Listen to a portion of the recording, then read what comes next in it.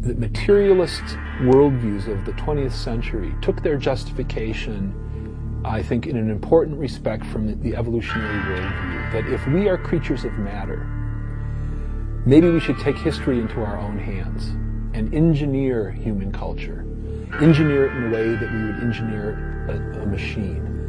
While I would never want to indict a scientific theory for the way that someone may misuse it, I think that views of human nature that lower our estimation of what we are have consequences for how people treat each other. In Darwinism, there's a denial of any intrinsic dignity for human persons.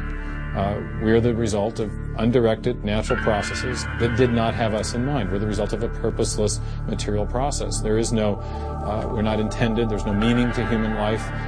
When we die, we rot. So one of the first things that goes out the window with Darwinism is the idea of an intrinsic dignity to human persons. And with that, then that opens the door to all manner of ideologies that are predicated on the idea that essentially meaning is whatever we create, and justice flows out of the barrel of a gun. First of all, if you take seriously that evolution has to do with, the transition of life forms, and that life and death are just natural processes, then one gets to be liberal about abortion and euthanasia. All of those kinds of ideas seem to me follow very naturally from a Darwinian perspective, a deprivileging of human beings, basically. And I think that people who want to endorse Darwinism have to sort of take this kind of viewpoint very seriously. Physicians who are aware of the history of 20th century American medicine harbor some bad feelings towards Darwinists because of eugenics. And eugenics, which was an attempt to breed human beings, it was the darkest chapter of American medicine ever. There were 50,000 people involuntarily sterilized because they were deemed unfit to breed, basically.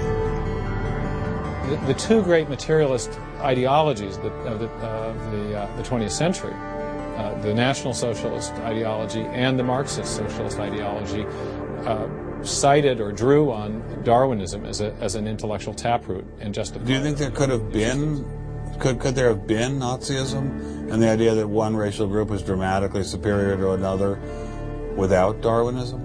I don't know, that's hard to say, but I think it would have been much more difficult because, of course, Hitler did specifically justify his ideas by reference to a Darwinian rationale. Heute müssen wir Selbstmusterung halten und abstoßen, was sich als schlecht erwiesen hat, und deshalb...